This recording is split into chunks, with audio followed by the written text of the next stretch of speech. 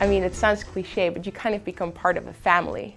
Because the Fulbright network and the Netherlands America Foundation network is really a group of people that moved to the United States because they had a goal in mind, because they wanted to do something, because why otherwise would you move overseas? So these are, on average, very ambitious, sort of lively people that are looking for something or trying to make something work. They started their own company, they're doing a master's degree or a PhD.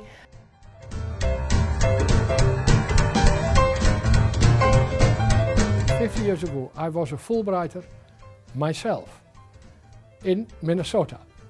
Many years later, I was an international visitor, and when I was in Washington, New York, I got a couple of concerns about the Fulbright program. On demand of Minister Deetman, we worked on a renovation of the Fulbright program, and so I got involved in the Fulbright program myself. And you know how it goes, a new board was appointed, and I became the chairman of the Fulbright board, which I have been for 16 years. My name is Laura Allen, and I am researching at Windesheim University with the research group Innovating with Older Adults. The Fulbright Scholarship has already given me so much. Like, I have had some of the most fascinating conversations with people, Dutch people in power and long-term care who want to improve the quality of life of older adults. As I started to dive into what the scholarship entails and what I would be doing here, I really thought, I think I'm a perfect fit for this. I really think I should try and go for it. And so then I got to understand NAF and their, what they do with the Fulbright Scholarship and the cultural exchange that happens. And it's really exciting to me, and I feel very, very lucky, very privileged to be a part of this group. This year has already changed my life. And so I'm really excited to think about what NAF will do in the future. Is in this period NAF outdated in the situation of digital information, etc.? No. People have to meet each other physically, mentally, and therefore people who want to invest, they have to do it by contributing themselves to the aims and the goals of the Fulbright organization.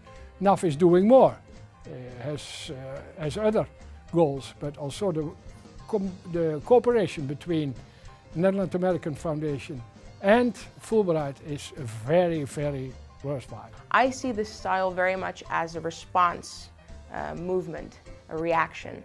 You know, in part they were trying to move away from realism and from any sort of depiction that had any similarity to reality or to anything that was distinguishable. And yeah, I look at it as a very, in some ways it's a very courageous movement. It's so radical, it breaks with so many things. And I think that radicalism is inspiring, whether you're in arts or in sciences or other forms of academia. Radicalism is a good thing it's a good mindset to have, not to be afraid of radicalism.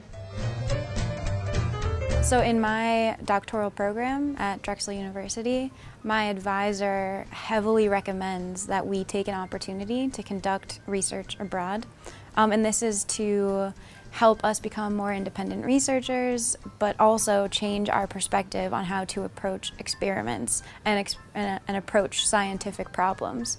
And so as far as science goes, I think these cultural exchange programs are incredibly important because our cultures do conduct science differently. And so if we can help each other modernize and progress, I think there is nothing more beneficial, especially in scientific research and academia.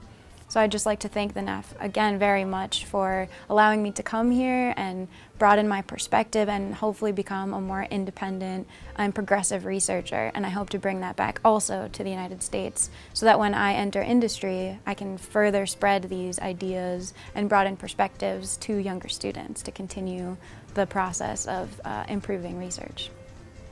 Ladies and gentlemen, good evening.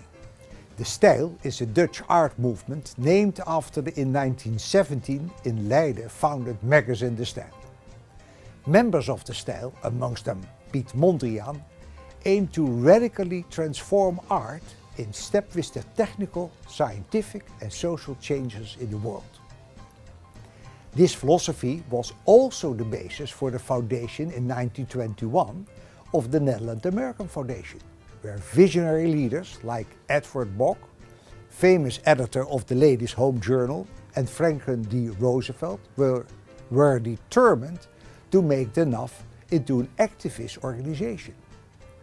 This history, with its roots in Leiden, may have been the reason for inviting us in 1981 to be patrons of the NAF. You see, your patrons met in Leiden and their marriage was considered to be radically unprecedented change.